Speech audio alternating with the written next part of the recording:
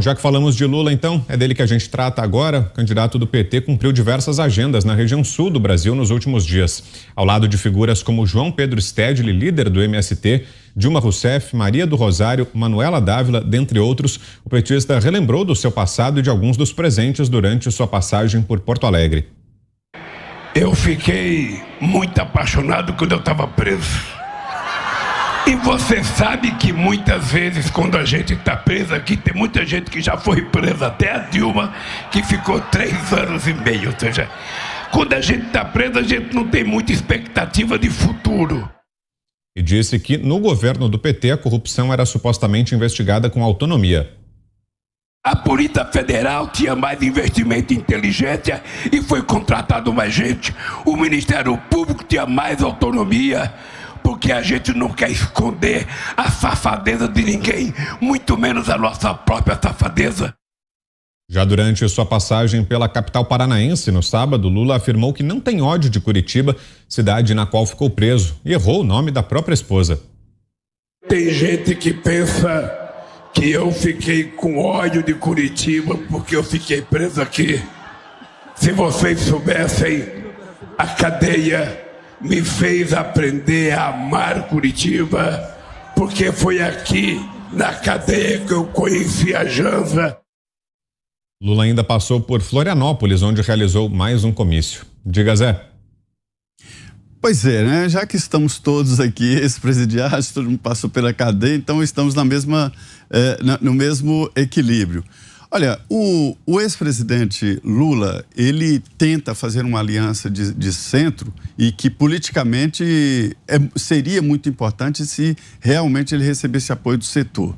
A gente vê claramente a disputa está aberta, as empresas que fazem as pesquisas eleitorais estão com resultados muito contraditórios, né? E a indicação clara de todas elas, isso aí, há uma convergência, é de que a eleição está mesmo polarizada entre os dois. Não tem a menor possibilidade de aparecer a tal terceira via, né? E não tem mudanças à vista. Nós estamos a menos de 2 semanas das eleições. Então, a polarização está aí e as pesquisas, todas elas, dizem exatamente isso. E Lula está, até com a escolha do Geraldo Alckmin como vice, tentando fazer aquela ideia de que representa um centro, e isso não é verdade. Além desse compromisso de campanha, o ex-presidente se reuniu com ex-candidatos, né, à presidência da República e sinalizou para o mercado que pode, inclusive, adotar uma linha ali com o Ministério da Economia, a uma pessoa de centro, como Henrique Meirelles, enfim. Ele tenta vender exatamente essa ideia. Mas quando ele se reúne com quando ele se reúne com todos os que já foram presos, ele mostra o Lula que é. Esse aí é o Lula e não o Lula das negociações na tentativa de voltar ao poder de antes. O que era o poder de antes? Quando empresários compravam apoio no Congresso Nacional, quando os empresários compravam a cadeira de presidente da República, e isso é muito grave. O que eu vejo esse aí é Lula sendo Lula e não aquela articulação de centro, ou seja, uma tentativa de fazer uma segunda carta ao povo brasileiro. Diga, Schelp. Olha, eu não vejo essas falas do Lula como um ato falho, né? Eu vejo isso como uma estratégia de campanha. Qual que é a estratégia? A estratégia é normalizar justamente o passado presidiário, passado de presidiário de Lula e de alguns de seus companheiros. No caso da referência de Dilma Rousseff, obviamente, é uma referência a uma prisão que ocorreu muito tempo atrás, não relacionada à corrupção, e sim a prisão dela no período da ditadura militar. Então, como prisioneira política, né, que sofreu torturas, inclusive, no cárcere.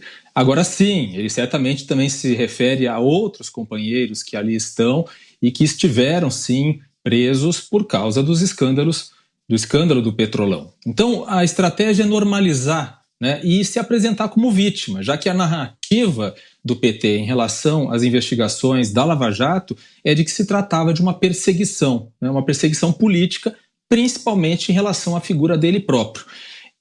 O Lula ele já demonstrou em outros momentos dessa campanha que ele pretendia usar essa naturalidade com que ele fala sobre o período na cadeia justamente para dissolver né, qualquer ataque que se faça à questão da corrupção nos governos do PT.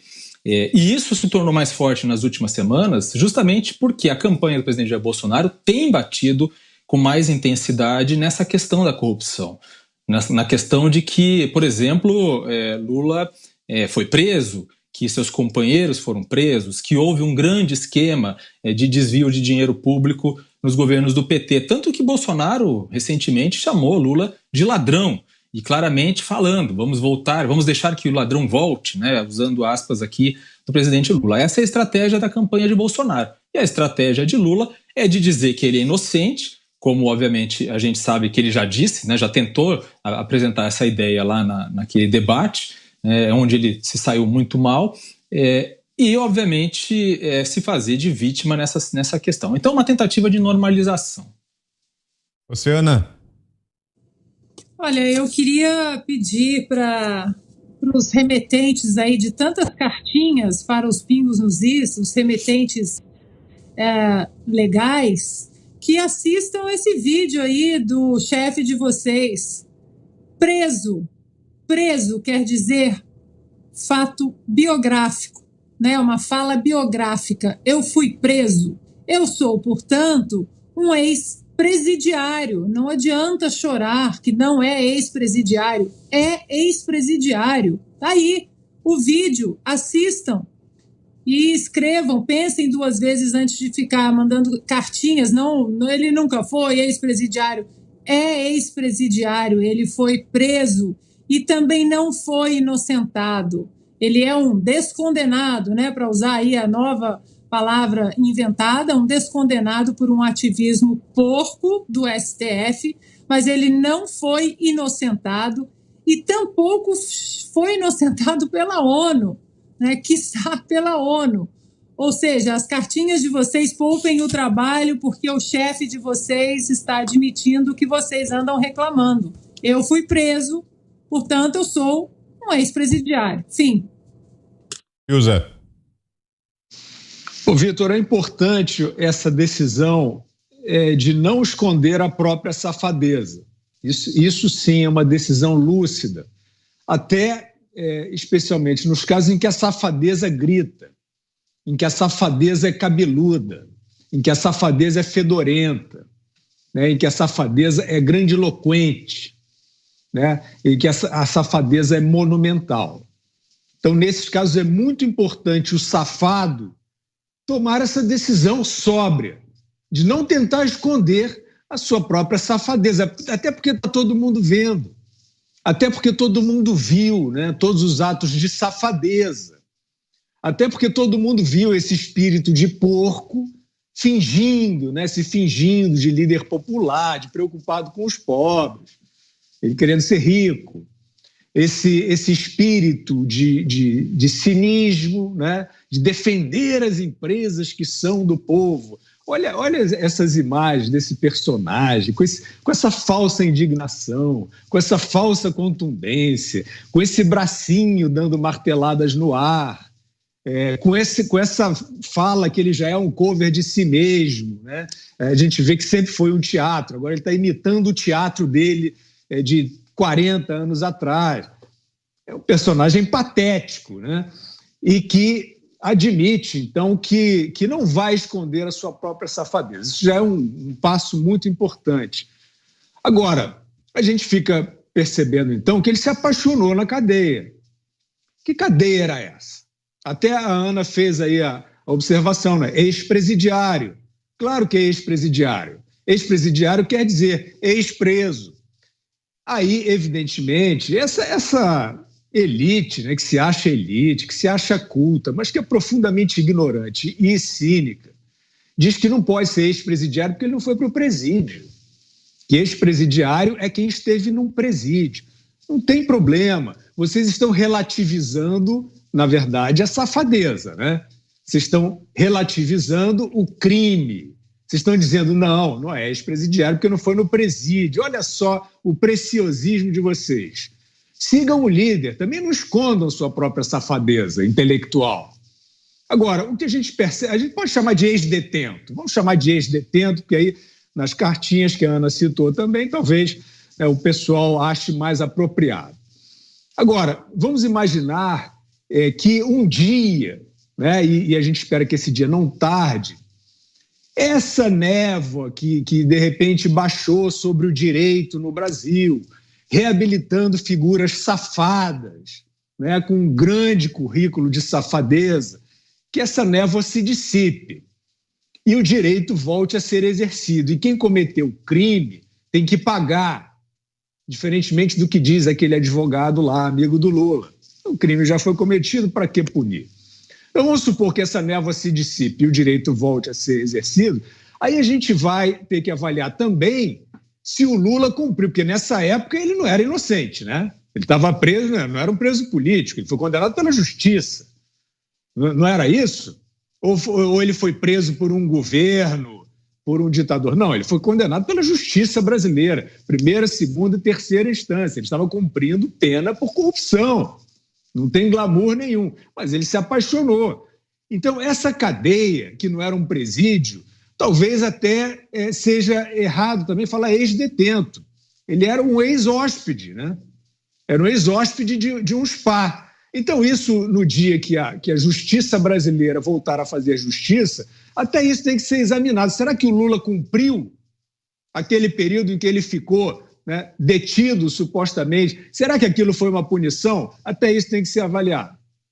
Augusto. E recebe, né, um dinheiro mensal aí pela indenização, que é uma indenização porque ele se considera, e foi o ministro da Justiça dos governos do PT, não sei qual foi, concedeu aí essa pensão. Ele recebe todo mês, perseguido político. Primeiro ele ficou na chamada pensão do Tuma. Né? Eles liam jornais, tinha rádio ali para eles ficarem escutando, ouvindo as repercussões da greve no ABC. Depois eles, no dia da saída, da libertação, eles comeram Lula para brincar. Então ele brinca com a cadeia, porque é como o Zé Dirceu, cadeieiro. É assim que ele deve se considerar. Se orgulha de ter sido um preso comum. Preso comum, não tem nada de preso político, não.